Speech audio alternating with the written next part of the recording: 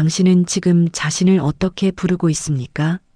누군가의 어머니로, 누군가의 아내로, 누군가의 할머니로 불리며 살아온 세월이 어느새 수십 년이 되었을 것입니다. 아침에 눈을 뜨면 가족을 위해 밥을 짓고 저녁이 되면 하루의 피로를 안고 잠자리에 들었던 그 시간들.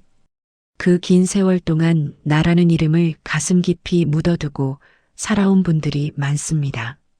어쩌면 자신의 이름을 소리내어 불러본 것이 언제인지조차 기억나지 않을 수도 있습니다.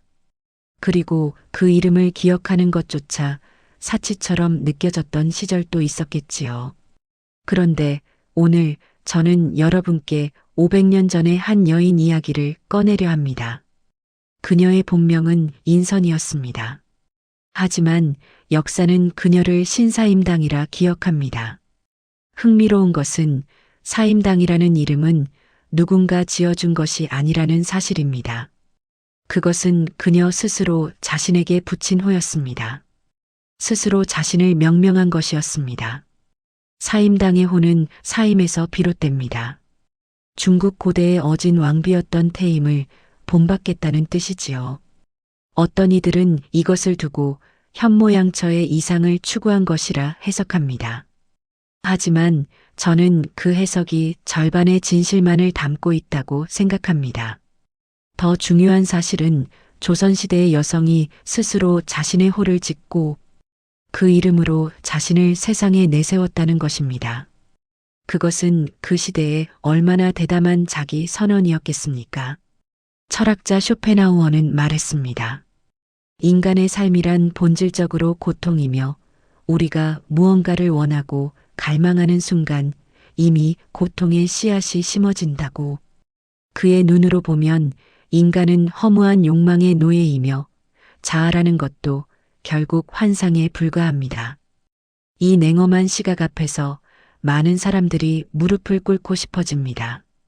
특히 긴 삶을 살아온 후 돌아보았을 때 과연 나는 무엇을 위해 살았는가라는 물음이 밀려올 때 쇼펜하우어의 허무주의는 마치 정답처럼 느껴지기도 합니다.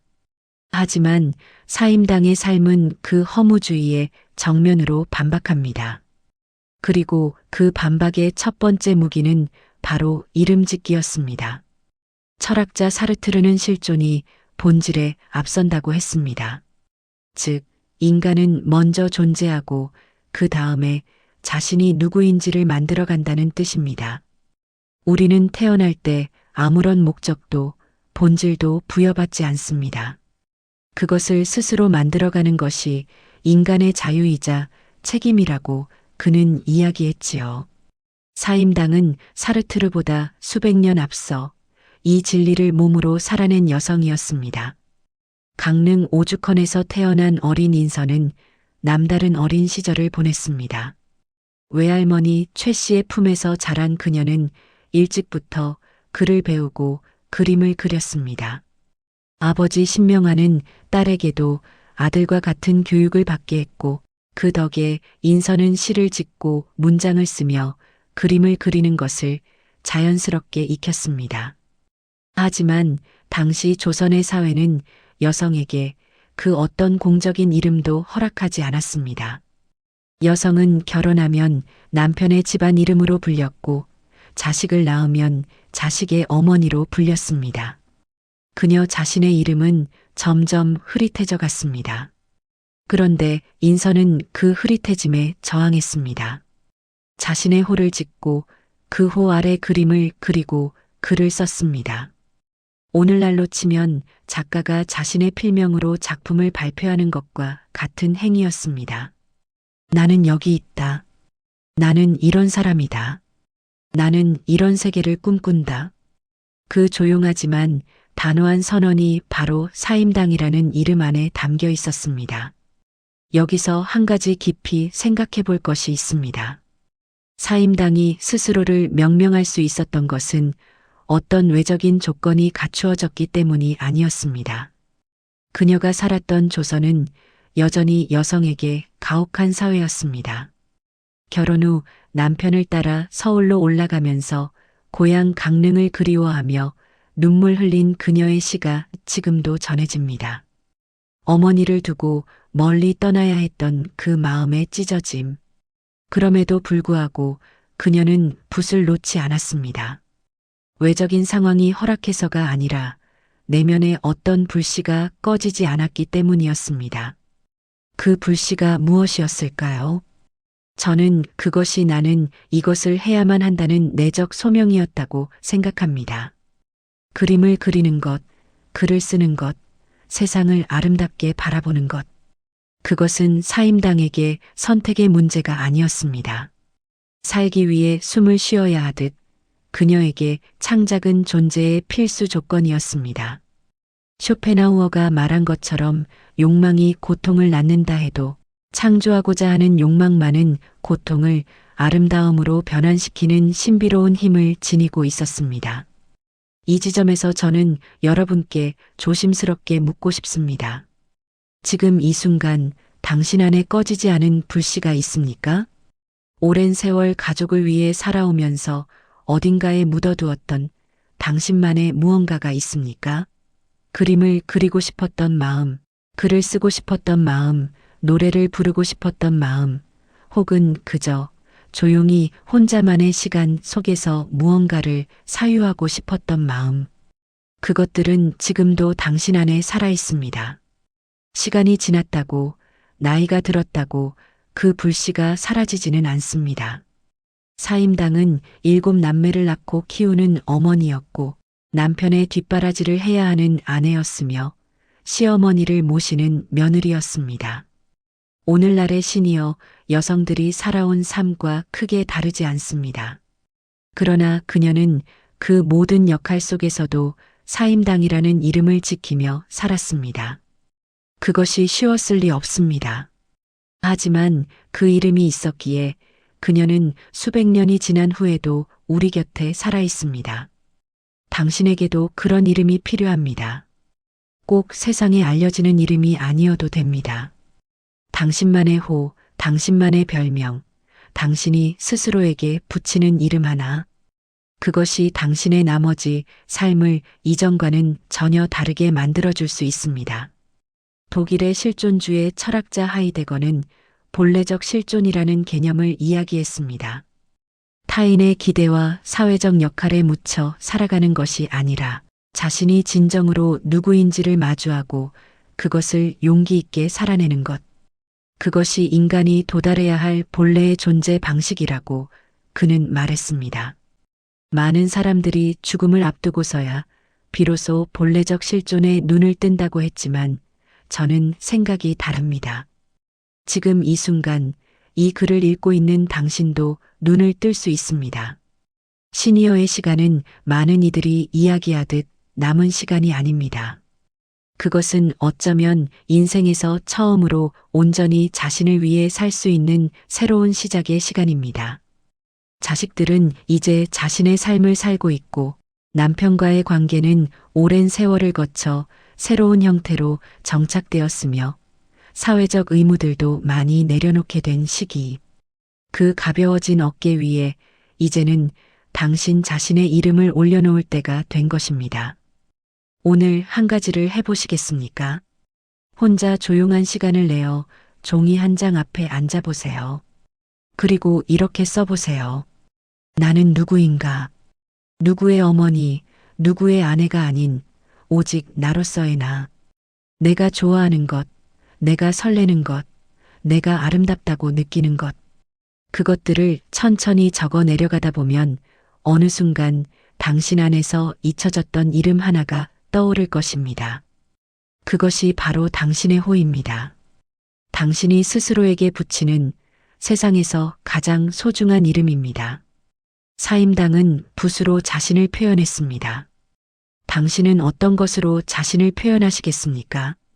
바늘일 수도 있고, 텃밭일 수도 있고, 노래일 수도 있고, 매일 아침의 기도일 수도 있습니다. 형태는 중요하지 않습니다.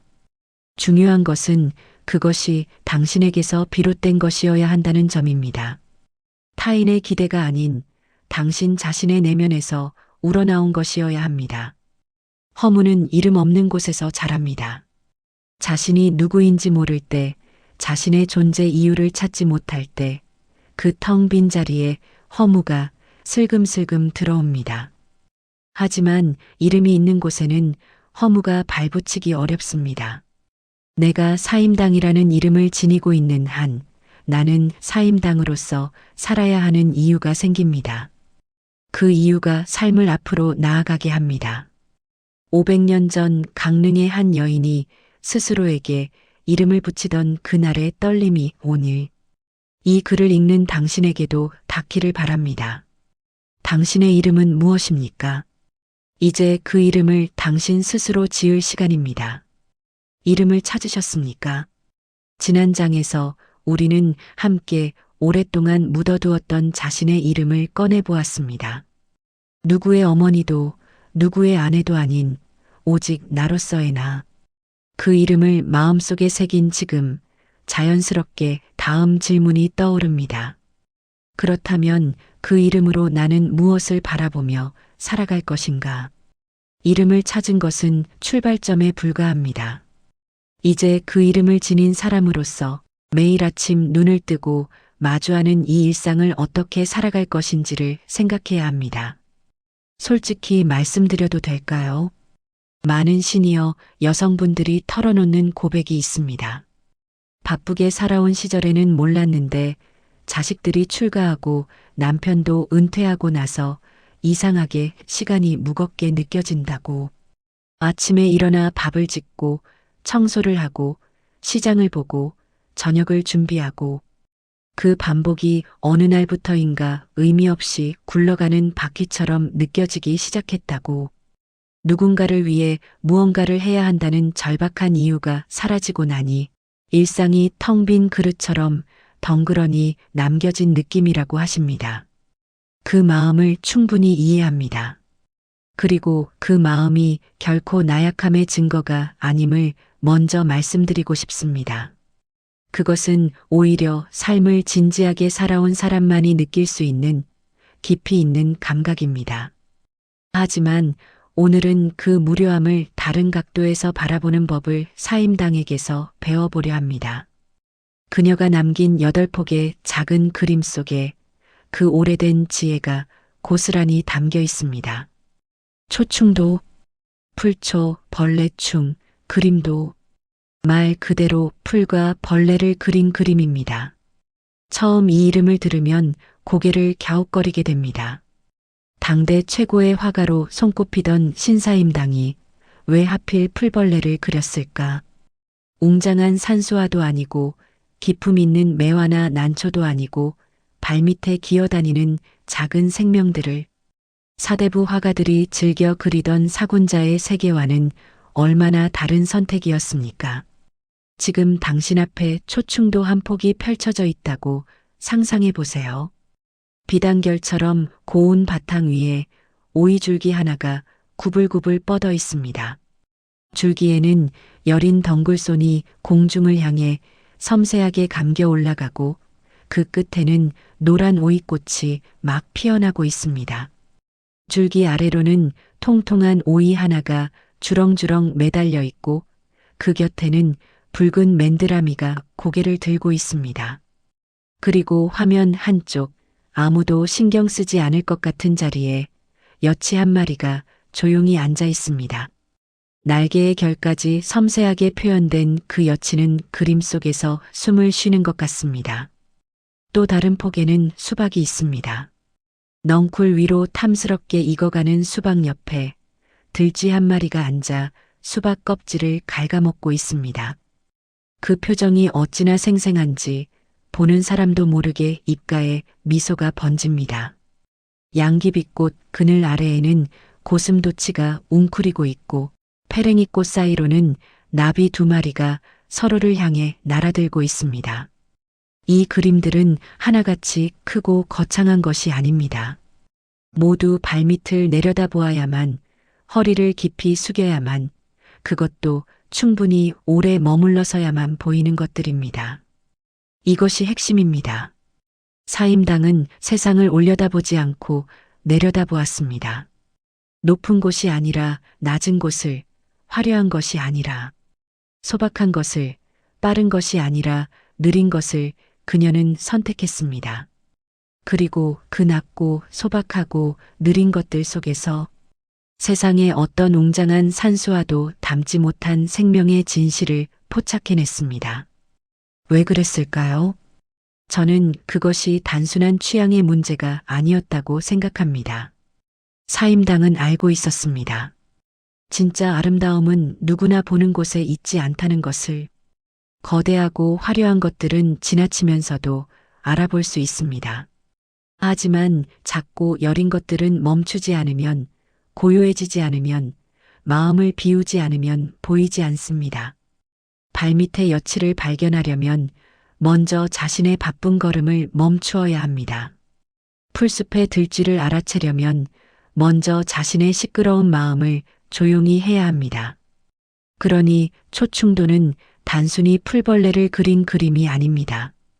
그것은 멈춤의 기록이고 고요함의 결실이며 작은 것을 향한 사랑의 고백입니다. 이 지점에서 쇼펜하우어를 다시 불러내야 할 것 같습니다. 그는 인간의 일상을 이렇게 묘사했습니다. 무언가를 원하면 고통이 찾아오고 그것을 이루면 이번에는 권태가 찾아온다. 인간은 고통과 권태 사이에서 추처럼 영원히 흔들리는 존재라고. 욕망이 충족되는 순간 새로운 욕망이 생겨나고 그 욕망이 채워지지 않으면 또 고통이 온다. 그것이 삶의 본질이라고 그는 냉정하게 선언했습니다. 솔직히 이 주장 앞에서 반박하기가 쉽지 않습니다. 지금 당신도 고개를 끄덕이셨을지 모릅니다.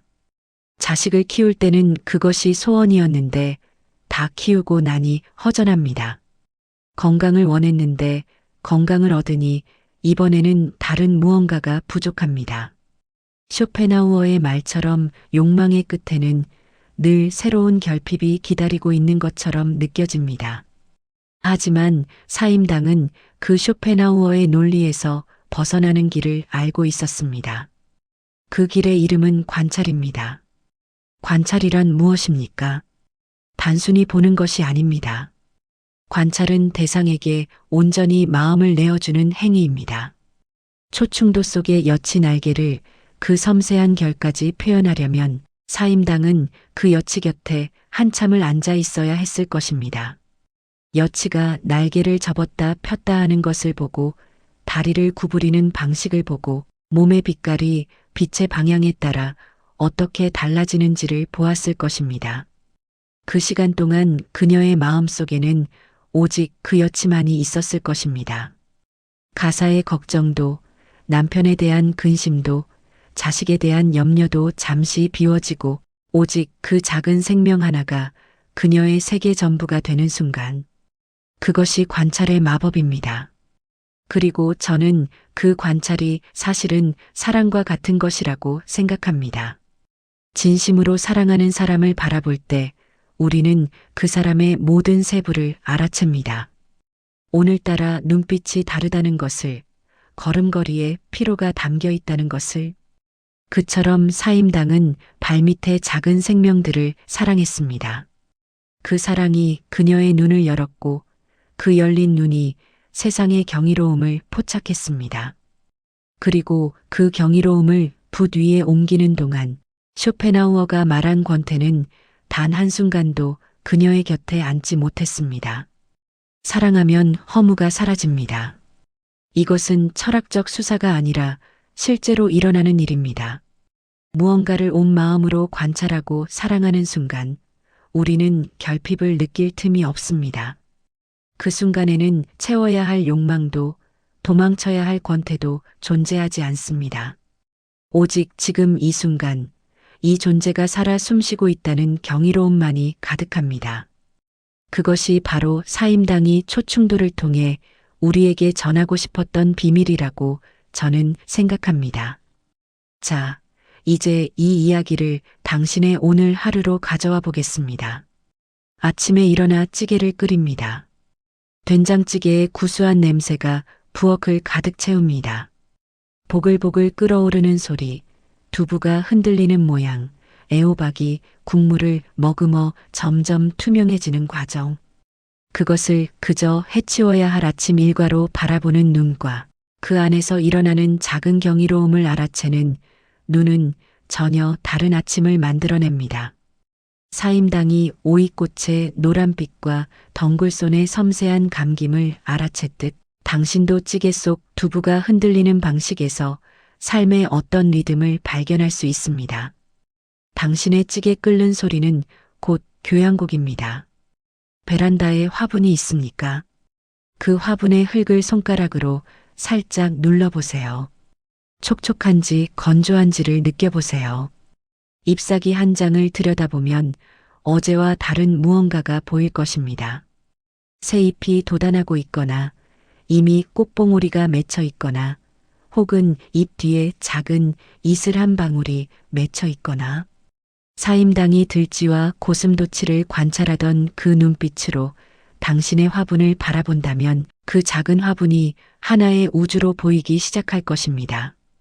당신이 돌보는 그 화분은 곧 초충도입니다. 손주와 함께 동네를 산책할 때 그 아이의 손이 당신 손 안에 쥐어질 때의 감촉을 느껴보세요. 아이가 발견하는 것들을 함께 발견해 보세요. 개미가 먹이를 나르는 것, 빗물이 고인 웅덩이에 하늘이 담기는 것, 담벼락 틈새에서 피어난 민들레. 어른의 눈에는 그냥 지나쳐버리는 것들이 아이의 눈에는 경이롭습니다. 그리고 사임당의 눈도 그러했습니다. 어른이 되어도 발밑을 볼 줄 아는 눈, 그것이 바로 예술가의 눈입니다. 당신이 손주와 함께 나누는 그 산책이 곧 살아있는 초충도입니다. 나무를 다듬을 때 그 초록빛 냄새를 한번 제대로 맡아보세요. 시금치 한 단을 정리하면서 잎과 줄기의 모양 차이를 살펴보세요. 어떤 잎은 넓고 어떤 잎은 좁습니다. 어떤 줄기는 붉고 어떤 줄기는 연초록입니다. 그 차이를 알아채는 것만으로도 당신은 이미 관찰자가 됩니다. 예술가가 됩니다. 당신이 다듬는 그 나물은 곧 예술입니다. 이것이 사임당이 가르쳐주는 삶의 방식입니다. 거창한 목표를 세우거나 대단한 무언가를 이루어야 의미 있는 하루가 되는 것이 아닙니다. 매일 반복되는 소박한 일상 속에서 관찰의 눈을 뜨는 것, 그 안에 담긴 생명의 경이로움을 알아채는 것, 그것으로 충분합니다. 아니, 그것이 전부입니다. 나이가 든다는 것은 무엇입니까? 많은 사람들이 그것을 시력이 약해지는 것으로 이야기합니다. 잘 보이지 않고, 잘 들리지 않고, 예전보다 느려지는 것. 그러나 저는 전혀 다르게 생각합니다. 나이가 든다는 것은 오히려 마음의 눈이 밝아지는 과정입니다. 젊은 시절에는 너무 빨리, 너무 많은 것을 향해 달려가느라 보지 못했던 것들이 이제 비로소 눈에 들어오기 시작하는 것입니다. 봄비가 내린 다음 날 아침, 젖은 땅에서 올라오는 흙냄새, 한겨울 햇살이 창문을 통해 방 안으로 비껴 들어올 때 먼지들이 금빛 빗살 속에서 춤추는 모습, 늦가을 산책길에 발에 밟히는 낙엽들의 바스락거리는 소리. 이것들은 예전에도 항상 거기 있었습니다. 단지 우리가 보지 못했을 뿐입니다. 그리고 이제 그것들을 볼 수 있게 된 것입니다. 그것이 얼마나 큰 선물입니까? 사임당의 초충도는 지금도 국립중앙박물관에 보관되어 있습니다.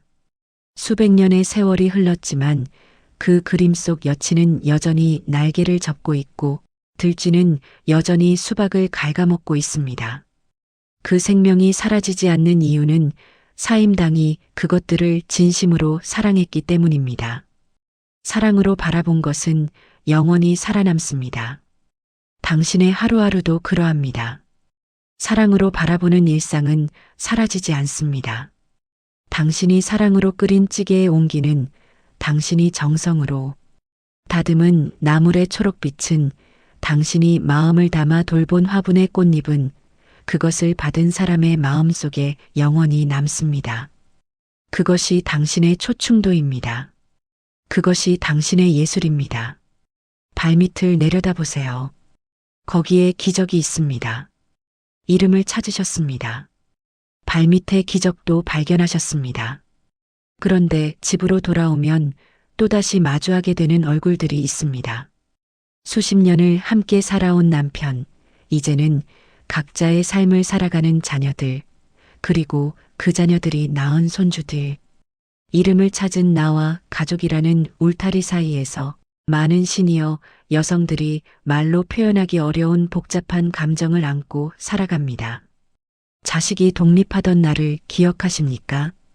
짐을 싸서 나가는 아이의 뒷모습을 바라보며 기쁨인지 슬픔인지 모를 감정이 가슴을 가득 채우던 그 순간, 잘 키웠다는 안도감 뒤에 이상하게도 허탈함이 밀려들었을 것입니다. 수십 년간 그 아이를 위해 살아왔는데 이제 그 아이가 필요로 하지 않는 내가 된 것 같은 느낌. 전화를 해도 바쁘다고 하고 명절에 와서도 스마트폰을 들여다보는 자녀들을 보며 섭섭한 마음이 드는 것도 사실입니다. 그러면서 동시에 그런 마음을 품는 자신이 부끄럽기도 합니다. 다 큰 자식한테 왜 이러나 싶으면서도 가슴 한켠은 여전히 아립니다. 남편과의 관계도 그러합니다. 은퇴 후 하루 종일 집에 있는 남편이 어느 날부터 낯설게 느껴집니다. 함께 있는데 외롭고 혼자 있고 싶은데 죄책감이 듭니다. 수십 년을 살아왔는데도 여전히 그가 무엇을 원하는지, 나는 그에게 무엇인지 알 수 없을 때가 있습니다. 가족이라는 것이 이토록 복잡한 숙제인 줄을 젊은 시절에는 몰랐습니다. 오늘 저는 이 복잡한 숙제 앞에 사임당을 불러 세우려 합니다. 그녀는 현모양처의 상징으로만 기억되지만 실제 그녀의 삶을 들여다보면 놀라울 만큼 단단한 독립성과 지혜로운 사랑의 방식이 담겨 있습니다. 그것은 가족을 위해 자신을 지우는 것이 아니라 오히려 자신을 더욱 단단히 세움으로써 가족 전체를 빛나게 한 사랑이었습니다. 율곡 이 조선 최고의 성리학자이자 사상가. 그를 키워낸 것이 어머니 사임당이라는 사실은 누구나 알고 있습니다. 하지만 사람들은 흔히 이것을 헌신적인 어머니의 뜨거운 교육열 덕분이라고만 해석합니다. 그 해석이 완전히 틀리지는 않지만 결정적인 무언가를 놓치고 있습니다. 사임당이 율곡에게 준 가장 큰 교육은 말이 아니었습니다. 잔소리가 아니었습니다. 그것은 그녀 자신의 뒷모습이었습니다. 밤이 깊어 집안이 고요해진 시간, 아이들이 잠든 후 사임당은 등불 아래 앉아 책을 읽었습니다. 붓을 들어 그림을 그렸습니다. 시를 지었습니다. 누군가를 위해서가 아니라 오직 자신의 내면이 요청하는 것에 응답하기 위해. 그 고요한 시간 속에서 사임당은 온전히 자기 자신이었습니다. 어머니도 아내도 며느리도 아닌 사임당이라는 한 사람의 예술가이자 학인이었습니다. 어린이는 그 뒷모습을 보며 자랐습니다. 어머니가 무언가를 열심히 하라고 강요하지 않아도 밤마다 등불 아래서 배움을 멈추지 않는 어머니의 모습이 말보다 깊이 아이의 가슴에 새겨졌습니다. 공부란 해야 하는 것이 아니라 살아있는 사람이 자연스럽게 향하게 되는 것이라는 사실을, 배움이란 두려운 것이 아니라 어두운 밤에도 사람을 빛나게 하는 것이라는 사실을, 그는 어머니의 삶에서 그것을 배웠습니다. 이것이 사임당식 교육의 비밀입니다. 가장 강력한 가르침은 말이 아니라 존재입니다. 부모가 자신의 삶을 어떻게 살아가느냐가 자녀에게 가장 깊은 교육이 됩니다. 자녀에게 공부해라, 열심히 살아라, 좋은 사람이 되어라 하고 1000번 말하는 것보다 부모 자신이 무언가에 집중하고 배움을 즐기고 자신의 삶을 아름답게 가꾸는 모습을 보여주는 것이 훨씬 강력합니다. 당신의 자녀들은 지금도 당신을 보고 있습니다. 다 컸다고 생각하지만 자녀들은 여전히 부모의 삶에서 무언가를 배웁니다. 노년을 어떻게 보내는지, 나이 드는 것을 어떻게 받아들이는지, 삶의 변화 앞에서 어떻게 중심을 잡는지, 당신이 오늘 책 한 권을 펴들고 화분에 물을 주며 미소 짓고 새로운 무언가를 배우려는 시도를 하는 그 모습이 자녀들에게는 가장 귀한 선물이 됩니다. 잔소리를 줄이고 뒷모습을 보여주는 것. 그것이 사임당이 건네는 첫 번째 지혜입니다. 남편 이원수와 사임당의 관계는 더욱 흥미롭습니다. 역사 기록에 따르면 이원수는 그다지 뛰어난 인물이 아니었습니다. 관직에 나아가지도 못했고 한때 첩을 두어 사임당의 마음을 아프게 하기도 했습니다. 당시 사회 구조 속에서 아내는 이런 상황에 그저 눈을 감고 인내하는 것이 미덕으로 여겨졌습니다. 하지만 사임당은 달랐습니다. 그녀는 남편의 잘못 앞에서 침묵하지 않았습니다. 기록에는 사임당이 남편을 준엄하게 꾸짖었다는 내용이 남아 있습니다. 그러나 그 꾸짖음은 원망이나 분노가 아니었습니다. 그것은 한 인간이 다른 인간에게 건네는 깊은 존중에서 비롯된 직언이었습니다. 당신은 더 나은 사람이 될 수 있다는 믿음, 그 믿음에서 나온 단호함이었습니다. 그리고 그 단호함 뒤에는 언제나 변함없는 지지가 있었습니다. 사임당이 남편에게 의존하지 않을 수 있었던 것은 그녀 자신이 완성된 존재였기 때문입니다. 경제적으로도 그녀의 그림은 당대의 높은 가치를 인정받았습니다. 정신적으로도 그녀는 남편의 인정이 없어도 자신의 내면이 충만했습니다. 그 충만함이 그녀를 흔들리지 않게 했고 흔들리지 않는 그녀가 오히려 흔들리는 남편의 닻이 될 수 있었습니다. 의존하지 않았기에 오히려 더 단단하게 곁에 있을 수 있었습니다. 이것이 부부관계에서 사임당이 보여준 두 번째 지혜입니다. 사랑은 상대에게 녹아드는 것이 아닙니다. 나를 단단히 세우면서 상대 곁에 서는 것입니다. 내가 완전히 상대에게 기대면 상대가 흔들릴 때 나도 함께 쓰러집니다. 하지만 내가 내 발로 서 있으면 상대가 흔들릴 때 내가 그의 손을 잡아줄 수 있습니다. 사임당이 남편에게 의존하지 않으면서도 그를 변화시킬 수 있었던 것은 바로 그 단단한 자립 때문이었습니다. 이 지점에서 쇼펜하우어의 유명한 비유가 떠오릅니다. 그는 인간관계를 추운 겨울밤의 고슴도치들에 비유했습니다. 고슴도치들은 추위를 이기기 위해 서로 모이지만 너무 가까워지면 서로의 가시에 찔립니다. 그래서 아프지 않을 거리까지 물러섭니다. 하지만 그러면 이번에는 추워집니다. 고통과 추위 사이를 오가며 적당한 거리를 찾아 헤매는 것이 인간관계의 본질이라고 그는 말했습니다. 이 비유 앞에서 많은 시니어 분들이 고개를 끄덕이실 것입니다. 자녀와의 관계가 정확히 그렇습니다. 너무 가까이 다가가면 자녀는 불편해하고 그렇다고 멀리 있으면 서운하고 외롭습니다. 어디까지 다가가야 하는지, 언제 물러서야 하는지를 모르겠습니다. 수십 년을 함께 살았는데도 가족이라는 관계는 여전히 어렵습니다. 사임당은 그 고슴도치 딜레마를 어떻게 풀었을까요? 그녀의 답은 이것이었습니다. 온기를 나눠주는 방식을 바꾸는 것. 고슴도치처럼 몸을 밀착시켜 온기를 전하려 하면 가시에 찔립니다. 하지만 내 안에 충분한 온기가 있다면 굳이 밀착하지 않아도 그 온기가 주변으로 퍼져나갑니다. 사임당의 등불이 그러했습니다.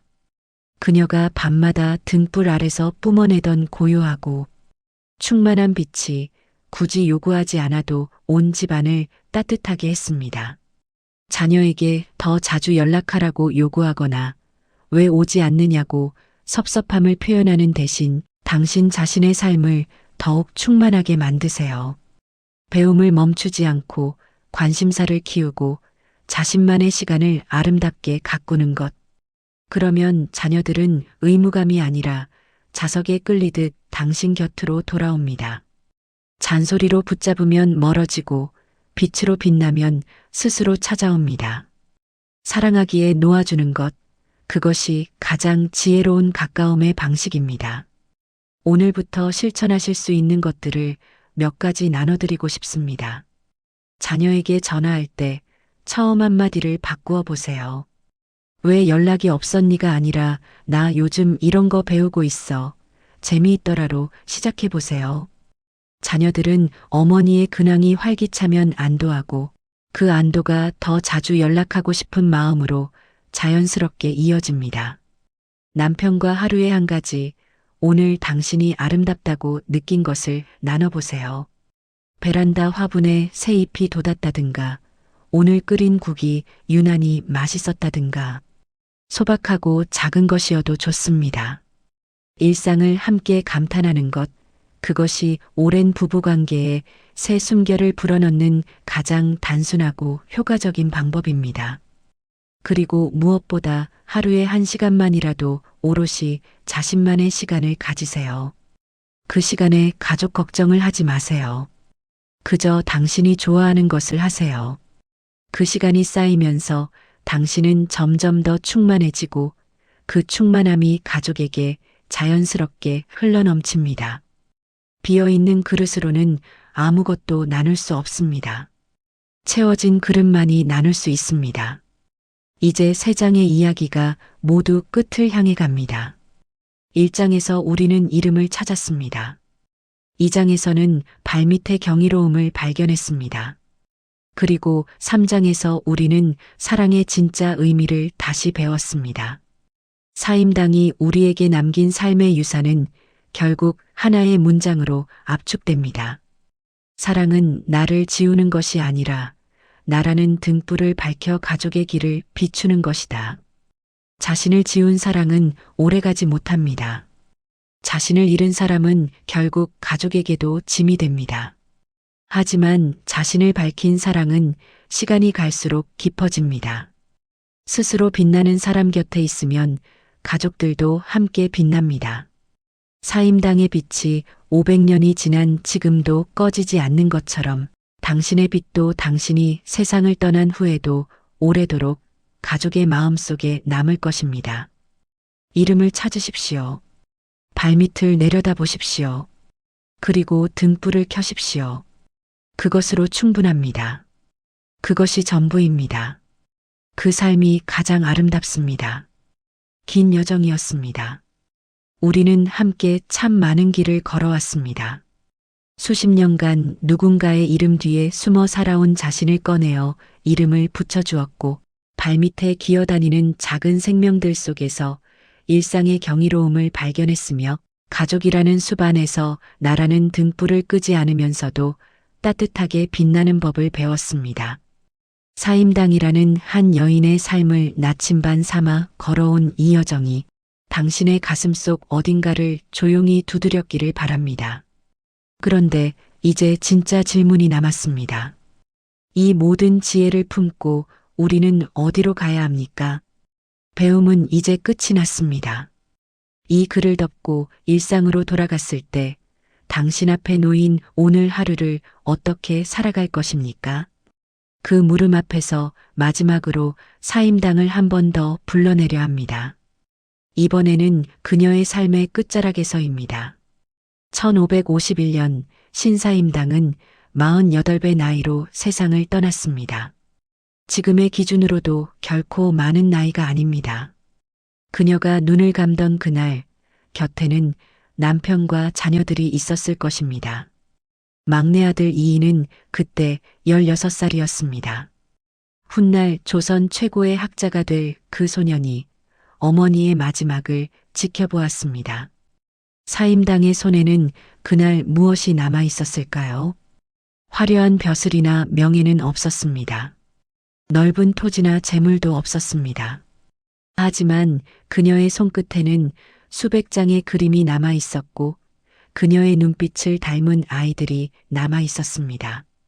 그리고 그녀가 사랑했던 풀벌레들, 오이꽃의 노란빛, 수박, 넝쿨의 초록빛이 고스란히 비단 위에 살아 숨쉬고 있었습니다.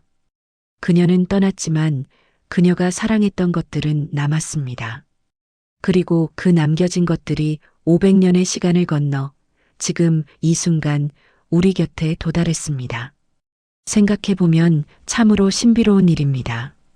사임당이 어느 봄날 오후 허리를 숙여 여치 한 마리를 들여다보던 그 순간의 떨림이 그녀의 붓끝을 통해 비단 위에 옮겨지고 500년이 지난 오늘 우리의 눈에 닿습니다. 그 여치는 여전히 날개를 접고 있고 우리는 그 앞에서 여전히 숨을 멈춥니다. 한 사람이 무언가를 진심으로 사랑하면 그 사랑은 시간을 넘어 살아남습니다. 이것이 창조의 기적입니다. 쇼펜하우어는 죽음에 대해 이렇게 말했습니다. 죽음은 고통의 끝이며 어떤 의미에서는 해방이라고. 삶이 본질적으로 고통과 허무의 연속이라면 죽음은 그 고통에서 벗어나는 유일한 출구라고. 그의 철학 안에서 인간은 결국 소멸하는 존재이고 그 소멸 앞에서 할 수 있는 것은 많지 않습니다. 하지만 사임당의 삶은 그 논리에 조용하지만 강력하게 반박합니다. 소멸하지 않는 방법이 있습니다. 그것은 거창한 업적을 남기는 것이 아닙니다. 자신이 사랑하는 것에 온 마음을 다해 집중하는 것, 그 집중의 순간들을 성실하게 살아내는 것. 그것이 쌓여 삶의 흔적이 되고 그 흔적이 남은 사람들의 가슴 속에서 계속 살아 숨쉽니다. 사임당은 죽음을 피하지 않았습니다. 다만 살아있는 동안 너무나 충실하게 살았기에 그녀의 삶은 죽음보다 강했습니다. 이것이 시니어의 시간에 대해 우리가 다시 생각해야 할 이유입니다. 많은 분들이 나이 드는 것을 두려워하십니다. 몸이 예전 같지 않고 기억력이 흐려지고 주변 사람들이 하나둘 곁을 떠나갑니다. 거울 앞에 서면 낯선 얼굴이 보이고 그 얼굴에서 세월의 무게를 읽을 때 가슴이 서늘해집니다. 그 감각을 부정하고 싶지는 않습니다. 그것은 삶을 진지하게 살아온 사람이 당연히 느끼는 감각입니다. 하지만 저는 오늘 이것을 말씀드리고 싶습니다. 황혼은 하루 중 가장 아름다운 빛의 시간입니다. 한낮의 태양은 강렬하지만 때로는 눈이 부셔 직접 바라볼 수 없습니다. 그러나 황혼의 빛은 부드럽고 깊고 풍요롭습니다. 그 빛 속에서는 한낮에 보이지 않던 것들이 보입니다. 사물의 그림자가 길어지며 새로운 입체감이 드러나고 하늘은 낮에는 결코 보여주지 않던 색채들을 아낌없이 펼쳐냅니다. 인생의 황혼기가 그러합니다. 젊은 시절의 강렬함은 줄어들었지만 그 대신 한낮에는 보이지 않던 것들이 보이기 시작합니다. 작은 것의 아름다움, 관계의 소중함, 지금 이 순간의 귀함, 그리고 무엇보다 자신이 진정으로 누구인지에 대한 깊고 조용한 알. 이것은 젊음이 아무리 열정적이어도 쉽게 도달하지 못하는 경지입니다. 오직 긴 세월을 살아낸 사람만이 얻을 수 있는 가장 성숙한 색깔입니다. 화가들은 알고 있습니다. 그림의 깊이는 채색의 횟수에서 나온다는 것을. 한 번만 칠한 색은 가볍습니다. 하지만 여러 번 겹쳐 칠하고 마르기를 기다리고 다시 칠하기를 반복한 색은 빛 속에서 다르게 빛납니다. 그 깊이는 어떤 기교로도 한 번에 만들어낼 수 없습니다. 오직 시간만이 만들 수 있습니다. 당신의 삶이 그 그림입니다. 당신은 지금 가장 깊고 풍요로운 색채를 낼 수 있는 단계에 서 있습니다. 자, 이제 붓을 당신에게 넘겨드릴 시간입니다. 당신의 인생은 아직 완성되지 않은 초충도입니다. 화폭의 많은 부분이 이미 채워져 있지만 아직 빈자리가 남아 있습니다. 그 빈자리에 무엇을 그릴지는 오직 당신만이 결정할 수 있습니다. 사임당이 그랬듯 거창하지 않아도 됩니다. 발밑의 작은 것들을 사랑하는 눈으로 바라보면서 그 사랑을 당신만의 방식으로 표현하면 됩니다. 오늘 저녁 일기를 써보시겠습니까? 거창한 성찰이 아니어도 좋습니다. 오늘 당신이 아름답다고 느낀 것 하나, 고마웠던 것 하나, 내일 해보고 싶은 것 하나, 세 줄이면 충분합니다. 그 세 줄이 쌓여서 당신만의 초충도가 됩니다. 당신만의 언어로 기록된 세상에 단 하나뿐인 삶의 기록이 됩니다. 내일 아침 조금 일찍 일어나 동네를 걸어보시겠습니까? 목적지 없이 스마트폰도 잠시 내려두고 그저 걸으면서 발밑을 내려다보세요.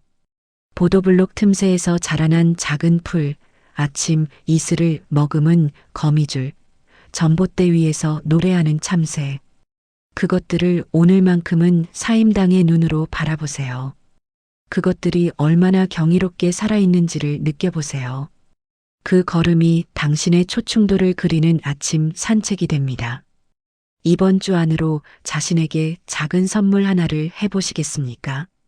오랫동안 사고 싶었던 책 한 권, 좋아하는 꽃 한 다발, 혼자 마시는 따뜻한 차 한 잔.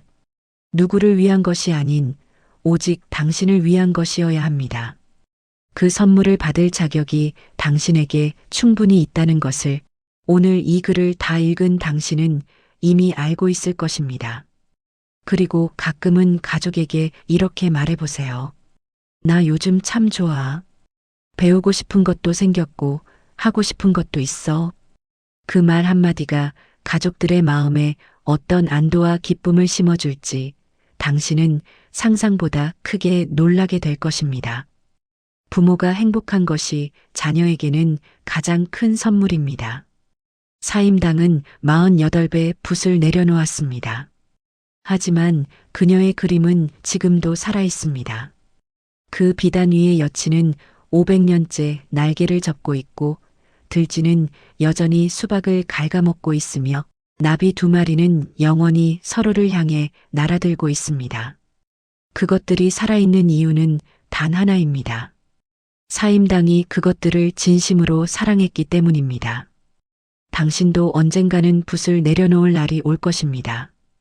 그것은 우리 모두에게 공평하게 찾아오는 시간입니다. 하지만 그날이 오기 전까지 당신이 진심으로 사랑했던 것들은 당신과 함께 살아 숨쉽니다. 당신이 정성으로 끓인 찌개의 온기는 자녀들의 기억 속에 남고 당신이 돌본 화분의 꽃빛은 손주들의 눈 속에 남으며 당신이 써내려간 일기의 문장들은 당신이 살았던 시간의 가장 정직한 증언이 됩니다. 그것들이 당신의 초충도입니다. 그것들이 당신이 세상에 남기는 가장 아름다운 유산입니다. 이 글을 덮고 나면 다시 일상이 기다리고 있을 것입니다. 저녁을 준비해야 하고 설거지를 해야 하고 내일 아침을 생각해야 합니다. 하지만 오늘 이후의 그 일상은 어제까지의 일상과 조금 다를 것입니다. 이름을 찾은 당신이 그 일상을 살아가기 때문입니다. 발밑의 경이로움을 아는 당신이 그 일상을 바라보기 때문입니다. 등불을 켠 당신이 그 일상 속에서 빛나기 때문입니다. 당신은 이미 충분히 잘 살아왔습니다. 그리고 앞으로는 더 아름다울 것입니다.